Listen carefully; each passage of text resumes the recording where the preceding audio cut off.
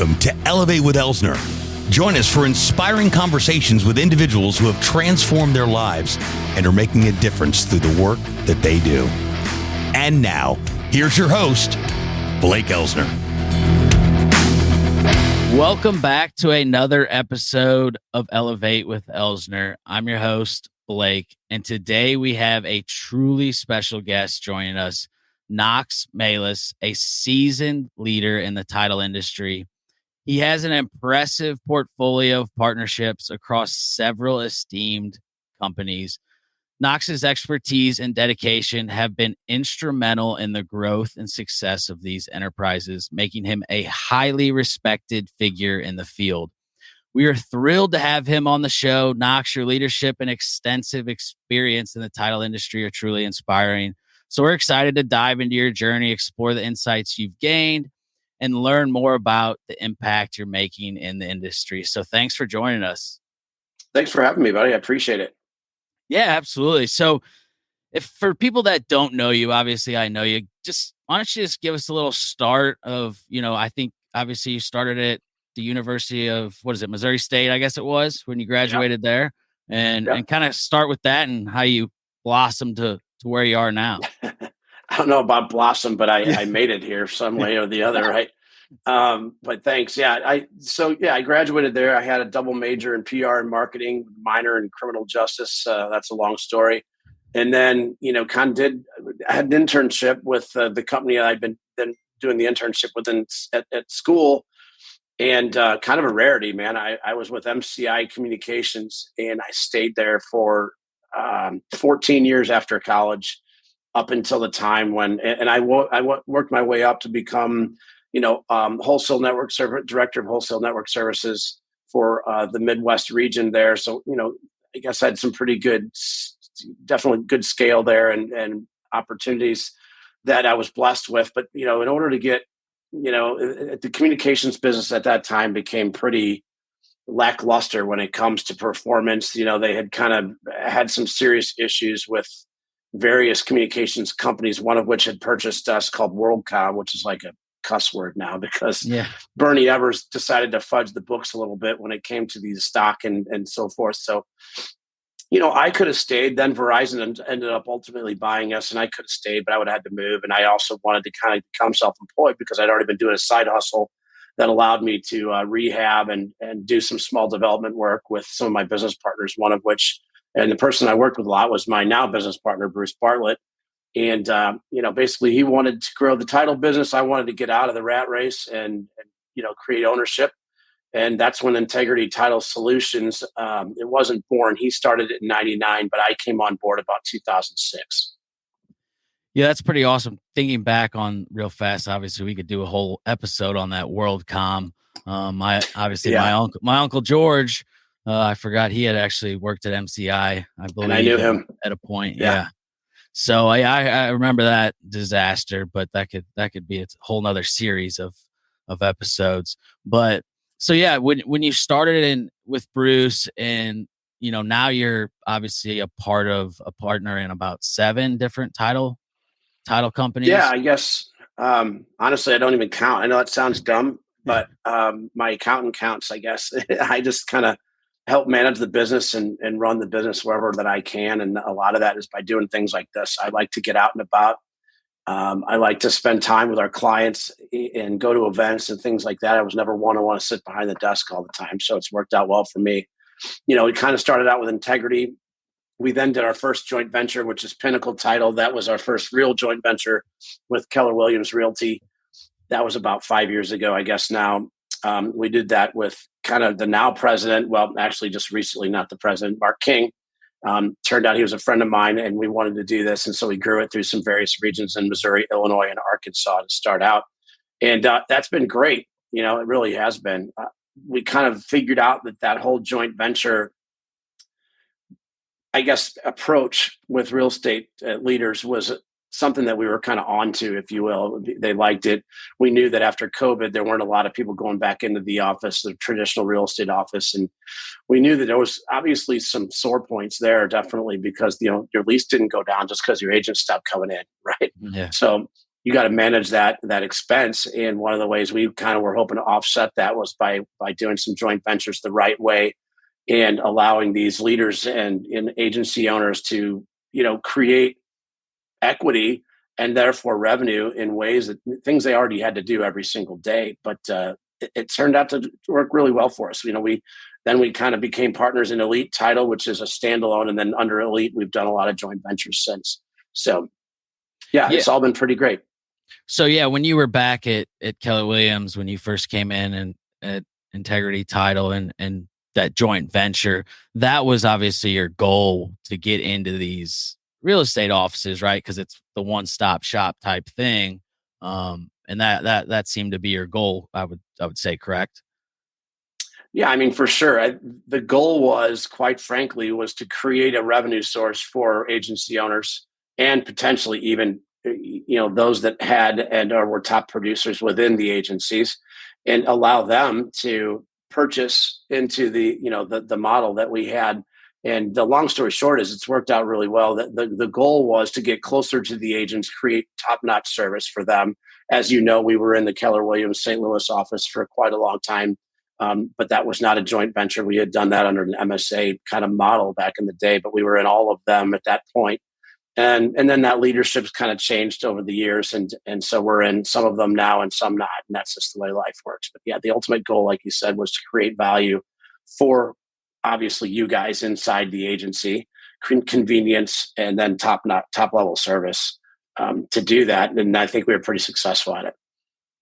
Yeah, I would agree. As a real estate team that closes pretty much all of our transactions at Integrity Title, I say we rarely have to reach out for anything. Every paperwork, every signature, everything's always taken care of. And I always say it's a true testament to you and your partner, and everybody in the leadership, and how long some of your employees and some of these people that work for you have been around. Like, that says a lot that you treat them with basically the same respect that you would treat yourself.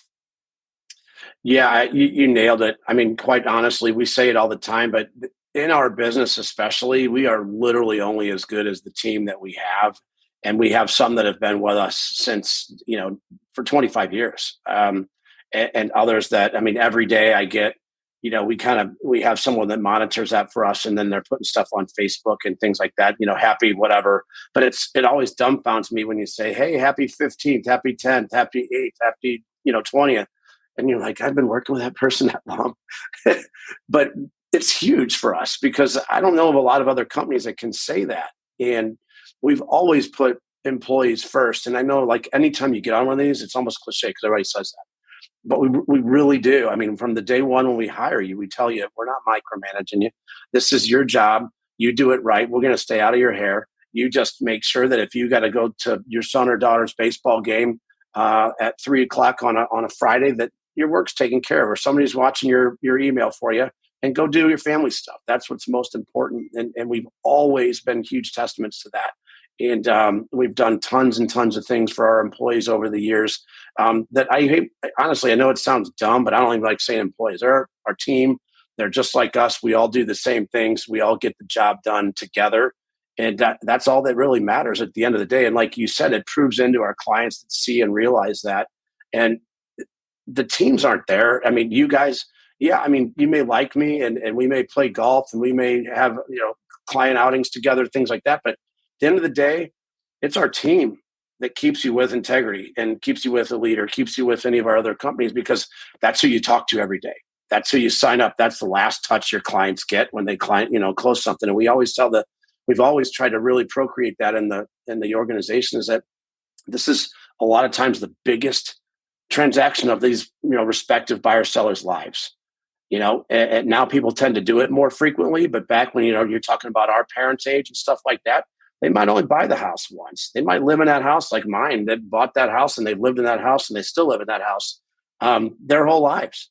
So that transaction comes up. It's a huge deal to them. There's anxiety. There's all kinds of remorse about, the house I raised my kids in. Like, you got to show that compassion. And I think we really tried to do a good job with that too, knowing it's not just a transaction. It's actually a really big deal to our clients. Yeah, and going back to, allowing your no, I'm not going to say employees because we didn't like that word, but Yeah. your Team. your team.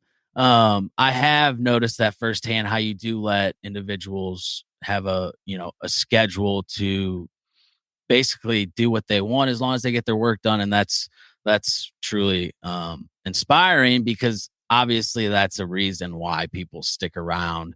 Not only if it's a great company, a great leaders, that's why people stick around, but also to have the flexibility and to be able to enjoy your life and to be able to have that work life integration is truly a testament to you. So that's awesome.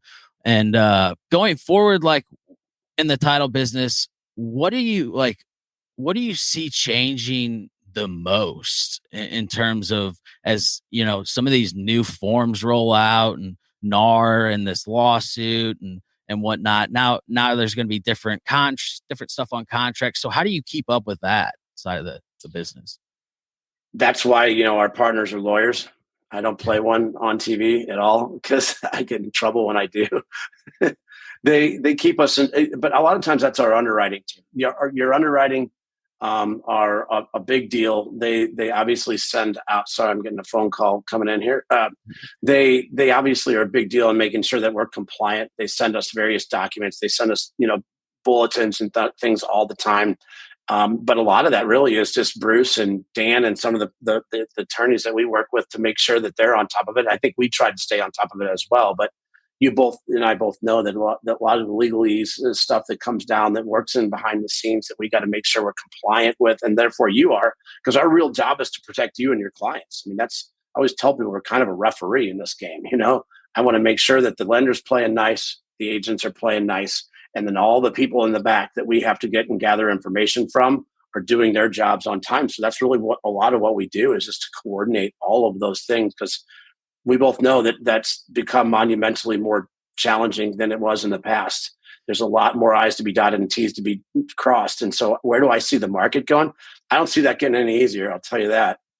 The software that we have to comply with and the expenses that we have to pay in order to make sure that we are compliant, it's getting more expensive every year. And just like everything is for you guys, I don't mean to say like, woe is me on this, but as we evolve, I think one of the big deals for you and me and anybody that's a local presence in our respective market is, and it sounds really hokey, but it's to stay together. I keep hearing agents, and I talked about this a couple of weeks ago at lunch. I think is you hear agents complain about how Missouri's behind. We're so behind. You know what they're doing in New York? You don't have to show up to the closing anymore. I don't have to be there, and it just closes, and I make $500,000. Yeah, I know that sounds really cool, but be careful what you wish for, because at the end of the day, those people come in and start mowing your lawn, right? You're the Zillow leads and all that stuff, and I know that's a necessary evil for a lot of people, and I respect that. But we've all figured out and proven that you're just giving them the keys to the kingdom. And so we have to be real careful in sticking together. And what I mean by that is use your local lender, use your local realtor, use your local insurance provider, not somebody online. Not that there's anything wrong with that, but there kind of is something wrong with that, right? Because if I don't have Blake that knows the town that he's showing me houses in, or his team or his father or whoever else that's been doing this a long time, good luck, man. If you're going to try to buy a house sight unseen from a Redfin or whatever online, use an online lender, get your online insurance, and you're just hoping that you got the right deal. And by the way, you could even sometimes use an online title company. How do you think that affects our economy? These people, you guys support ball teams. You guys supported ball teams and have, including your own. We do too. Like all of that tax money stays in town for us. And that is a big deal. Your real estate agents work really hard. Now more than ever. I know this sounds like a plug for Blake guys, but it's not. It's truly the amount of work that these guys are doing now. You have to be a quasi attorney to review contracts at the end of a duration. That when the contracts are due, you got 20 different offers with escalation clauses and all kinds of fun little caveats I put in and try to make theirs float to the top. It's hard. And if you don't have a good advocate in your corner, I don't know how you do it. I mean, you just hope I got a great deal, I guess. I hope the house smells nice when I walk in and the foundation's not falling down because I bought it online. I don't know. I really don't. But I know this is a tangent, Blake. Sorry, but I do No, I believe it's love very this. important Yeah. for us to stick together. And that is a really important fact because you know me, I know how you work. We work well together. We know how you like your clients to be handled. We know where you guys work and sleep and play, and we all do the same thing. And I just think it's really important that we all support each other in that fashion. I don't care if it's me, but somebody that's local and that can do the job with you here in the trenches and make sure that your clients are taken care of. Because ultimately, that can lead to a lot of demise in our respective market. You start buying a lot of things that aren't up to par and don't have any check and balance to do it. And I think it's a bad idea. Yeah, no, I would agree with that, and I've been pushing the whole unity thing that as realtors and as title businesses or lending industries, we are all in the same process together with the same goal in mind, and there's enough to go around, but I think we do try to close ourselves off to the competition when in fact we should be unifying each other and coming together for a greater cause, like you're saying. And I do appreciate you saying that, how much it does take in terms of going through contracts. And like you say, these contracts, these forms are written by attorneys. So for an attorney to write it, we have to understand what an attorney is trying to tell us on these forms. So it is hard. And as a title company, you then have to take these forms and understand them yourself. And the attorney has to understand them from their point of view and then advise your company or your title ventures how to do things. And that is what is interesting to me, is that you do have different lawyers that say different things in the title industry. And I'm not sure if, for the most part, it's pretty standard, but there are certain, I guess you would say, as your underwriting processes, and it's probably similar to the loan, that certain title companies will allow some things to fly more so than others. Is that true?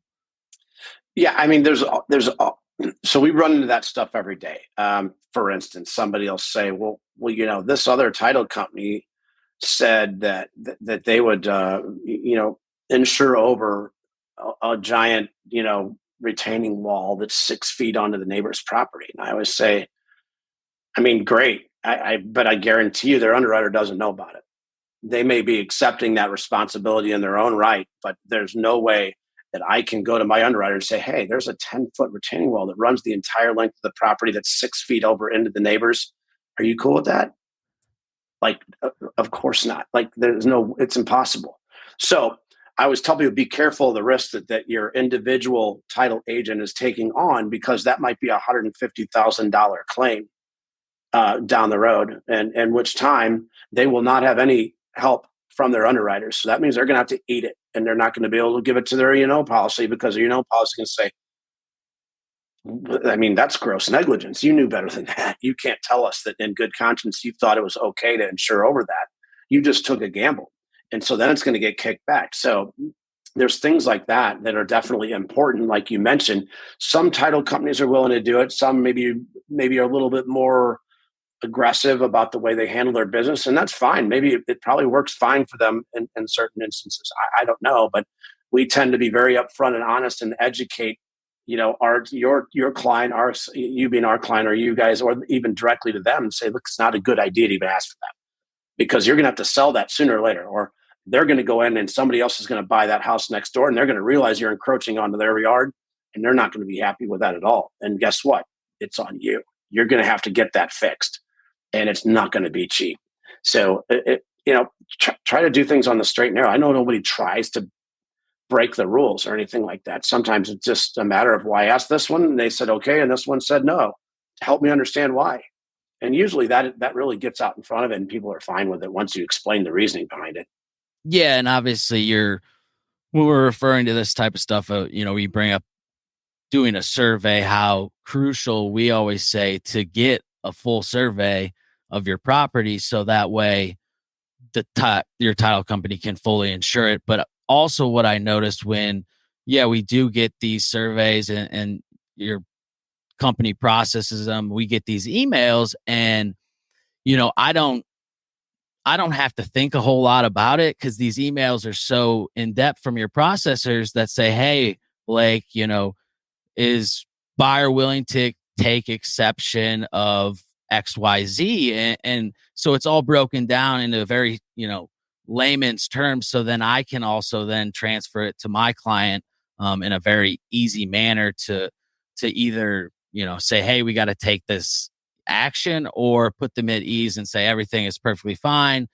And that's one big thing that I tell people with integrity title is that you're not going to let anything fly, which in the end is going to protect the consumer, aka the buyer or the seller. 100%. I mean, that's really our job, right? I mean, that is basically our job. Is we are here to protect. We are an insurance policy that you only buy once, and it lasts the entire duration that you own that house. There's not very many that are like that in our respective lives. So at the end of the day, that's a huge deal for us. It's to protecting your reputation with your client. Because if you let something slide and or get something that's approved and it turns out that it shouldn't have been, guess who they're going to blame? You. Because you're usually the one referring us. Let's be honest. Most consumers aren't super familiar with what title insurance is, let alone companies that provide it.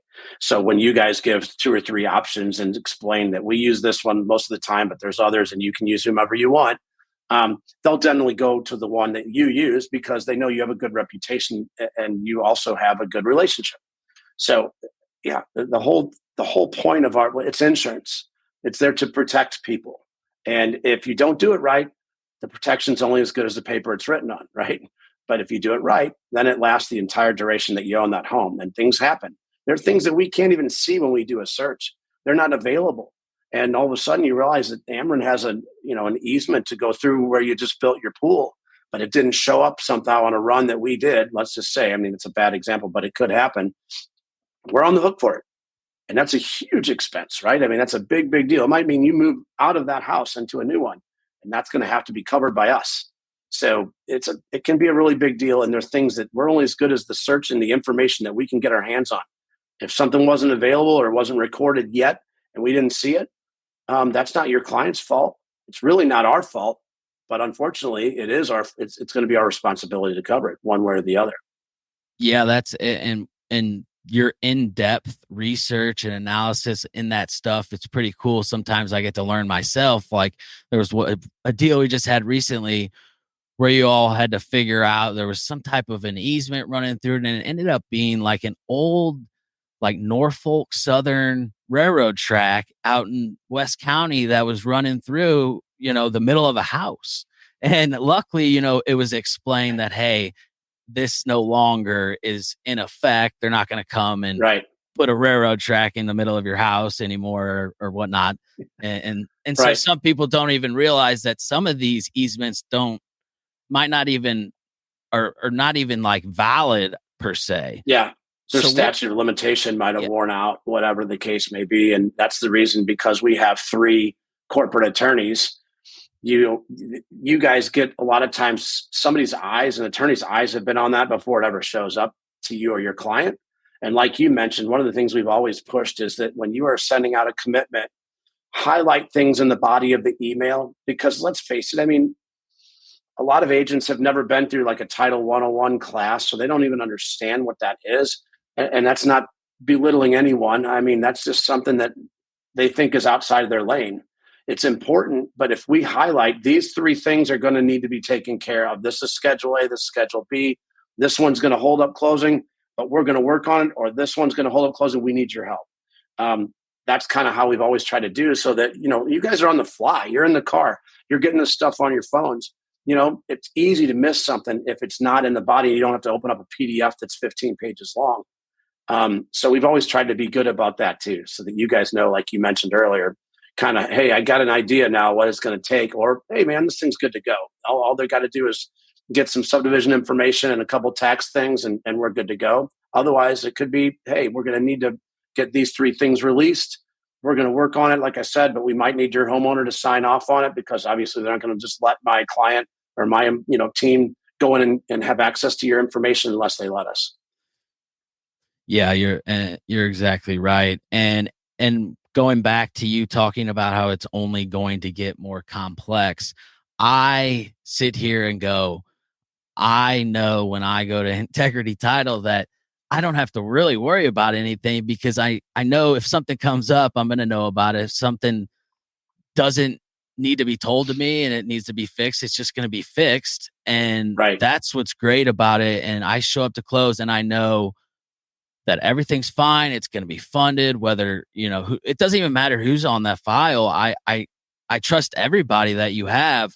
And that's a big thing, because it's trust that I tell people now, because people are now asking me about title companies, and I had never heard that before. And when I told you that for the first time at lunch, you were kind of like, wow, I didn't realize that people are now asking me about title fees. And I'm like, man, I had not ever been asked that. And I don't know if it's the internet or whatnot, but title work is difficult. Title work is not fun. So I have never questioned the price of title work as a buyer or a seller, because I just know the extent of what goes into it. So clearly, if somebody is going to cut a ginormous chunk of change off your title work, something's going to slip through the cracks. Yeah, I would agree. I mean, we all basically pay the same fees that we pay through to our underwriters. Those rates are filed with the state. Anybody can go look at them, but they're all fairly, in parity. So the rest of it is just, what do we charge for all the work we do? And that's the search, the examination. I mean, all the way from order entry, got to pay somebody to do that. Then just orders don't enter themselves, all the technology that goes behind it. And that's the part that gets more and more technical and expensive, just like inflation has affected you guys with everything you have to do, from fuel in your cars all the way down the line. We're no different. So the software that we have to use in order to comply, the laws we have to, adhere to, the audits that we have to undergo through our underwriters, all cost time, money, and resources to do it. And those are much more complicated than they used to be. It's fine. That's what we're here for. But it is. And so having quality employees that have its experience, like just like it is with you or anybody else, experience matters. I mean, it really does. You could talk about blockchaining all of title work and all that kind of stuff. And that sounds great, but we find things on title that have been closed on over the last 15 years and 3 refis that somebody else didn't catch every day. And it's just a matter of time. Somebody's going to catch it, and all of a sudden, somebody's going to have to pay the piper on that, because it's going to have to be rectified before anybody's going to let it, that's insuring it anyway, is going to allow it to close again. So that's why it's vital, back to having a good quality company that stands behind their work and does it right. Because you go back to a little bitty whatever title company, and I don't mean anybody around here, but the little bitty title company that has 3 employees and no counsel, that's on staff or ownership team, and they find out that this 10-year-old easement was missed and you never got permission to write over it from your underwriter, they're going to have to pay it. And guess what? They may not have the money to be able to pay it. And then it's going to be, trust me, I've heard about it several times, more than I'd like to admit, because I certainly don't wish that on anyone, but from other title companies, that like it is a huge deal. Because like I said, this might be literally a deal breaker that if you would have known about it 5-10 years ago, you would never have bought the house. So that's why it's important. Just back to your point. Yeah, things get torn down. That's never good. And we make mistakes too. So I don't mean it to sound like we're perfect, but we stand behind our work. Yeah, that's the satisfaction of when I know that I have a buyer that closed at Integrity Title, and they call me 2, 3, 4, 5 years from now, and they say, "Hey, I want to sell my house." I know that, okay, everything on the title end leading up to them buying is perfectly fine. So only problems I have to worry about is while they've lived there, if they haven't created any, liens, etc., and they've kept up with not much you can do about that part. Yeah, not much you can do about that. But I know leading up to their purchase and now selling, that everything title wise is correct, and that's a big part, because people don't really realize it's such a boring part of real estate people don't like to talk about it because it's boring and it's not flashy and it's not, it's not all like real estate, like with TV shows. There's no title, title on HDTV. So, I'm probably not going to be on the Real Life of Integrity Title show anytime soon. And I'm not the life of parties talking about title stuff. I'll tell you right now. Yeah, it's not sexy. The Real Life of Integrity Title. I like that. We could start that one. But That'd and obviously I could sit here and we'll have to catch up again and do this again and talk more about it. But the evolving in the industry you've talked, and I know you guys are constantly evolving, like you say, with your team and the lawyers and all that. But in particular, the technology is what, and the software cost is what kind of intrigues me the most, because that's something that it's hard to put a price tag on. And these people can just raise this software and keep creating it unless there's competition in that industry, right? Of creating this software. Otherwise it's expensive to carry. Yeah, no doubt. I mean, there's only a handful of software providers that we would use that is literally our entire operating system for the search examination and processes, and even CRM kind of things when it comes to the closers and how they are reminded to follow up, because you got to think about every one of these files is complicated. There's always nuances. I mean, every single one of them. I mean, I would flunk so bad trying to do that job, because you got to be so detail oriented. But luckily, we have those checks and balances in place, right? Your processor helps the closer, and the closers is always helped by someone that might fund for them, or whatever the case may be. There's always a hierarchy that has to go in place. That's why it makes me a little nervous sometimes when you hear about the way certain businesses run on a very, very skeletonist type, or they outsource everything to a company that does their search and exams for them that's out of the country. And I just feel like, yeah, I get it. I mean, it could definitely save you a lot of money, but I'd sure rather have the experienced people sitting in my, one of my offices, having their eyes and ears on this stuff, because it makes a big, big difference. And software is no different. There is competition now, but it's all expensive, because you get what you pay for, and we have to be compliant. So a lot of that for us has to become compliant with our underwriters. That has to be recognized by the underwriters that it is an approved software platform for them to use. You get it. Same stuff you guys have to deal with. Yeah. And as a consumer, it's not the lender's name on the contract. It's not my name on the contract. It's not your name on the contract, even though we're a part of the transaction. It's the consumer's name that's on the contract and on the title and on the loan, all that paperwork. So if any of that gets dropped, I tell people, you're only as good as the people behind you and the support behind you. So I know, like I said, if there's an issue with Integrity Title, it gets solved. There's nothing to worry about. And that takes away a lot of stress at our job.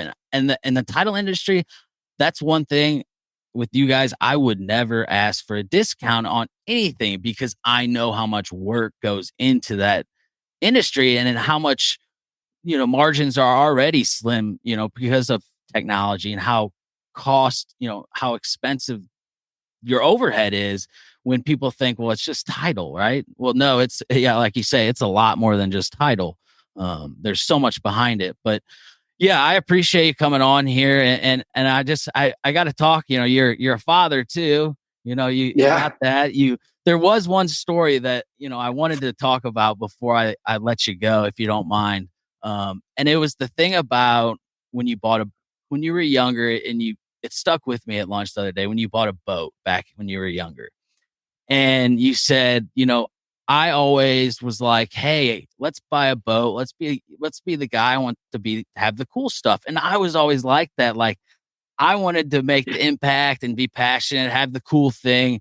And then you woke up and realized, well, wait a minute. I got the boat. I'm paying for the boat. I'm paying for the gas.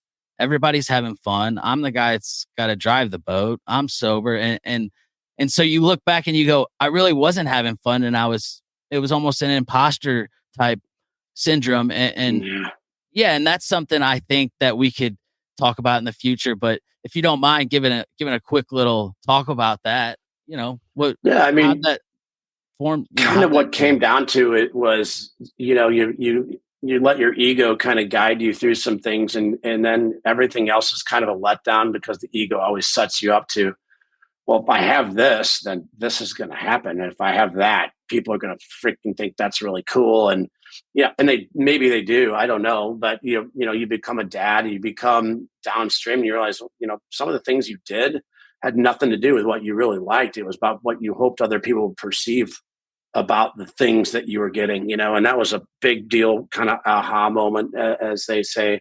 For me, was just realizing that there are certain things that I don't care about. I mean, I do like nice stuff, don't get me wrong, but having the big thing just so that you could be responsible for everybody on it, just so everybody knew it was yours, like, that wasn't really that fun. Yeah. That was a lot of work, is what it really was. But I loved to entertain. Don't get me wrong, I didn't miss that part.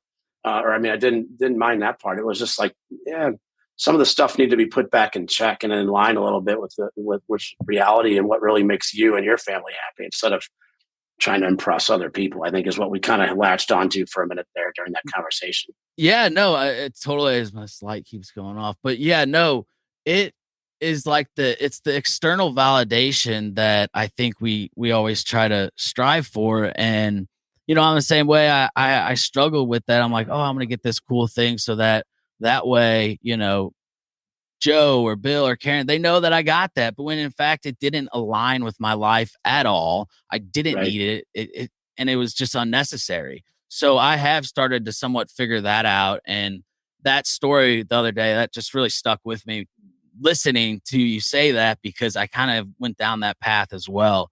But no, I really appreciate you coming on here, because like I said, we got a really good, friendship. You've known me for a long time. I've known you for a long time. I would consider you a mentor, just like some other people. And I appreciate you coming on here. So anything last you'd want to say in the title industry for people listening? Other than the fact that, like anybody else, as the market gets more and more crazy, as we get closer to the election and things like that, we're here to help. We appreciate you guys and treat every client as an individual, no matter how big the team is or how small the individual is. I believe we kind of everybody kind of we treat everybody the same. So we would love to work with you more. We appreciate the Elsner team for sure. We've known you a long time, and your friendship is more important than the business side, but having both is even more awesome. So thanks for having me on the show and thinking of me to be on the show. Appreciate it. Yeah. Thanks, Knox. Thanks for coming on. Thanks for those kind words. Yeah. We'll always be closing at Integrity Title as long as our buyers and sellers allow it, because obviously they get to choose, right? So we don't want to choose for them, but we will tell them and guide them the right way. So I appreciate you coming on. We'll have to do this again. So yeah, look forward to it. Thanks for having me. All right, man. Keep in touch. All right. And let's elevate together. Thanks so much for tuning into this episode. We sure do appreciate it. If you haven't done so already, make sure you're subscribed to the show wherever you consume podcasts. This way you'll get updates as new episodes become available. And if you feel so inclined, please leave us a review and tell your friends about the show. Until next time,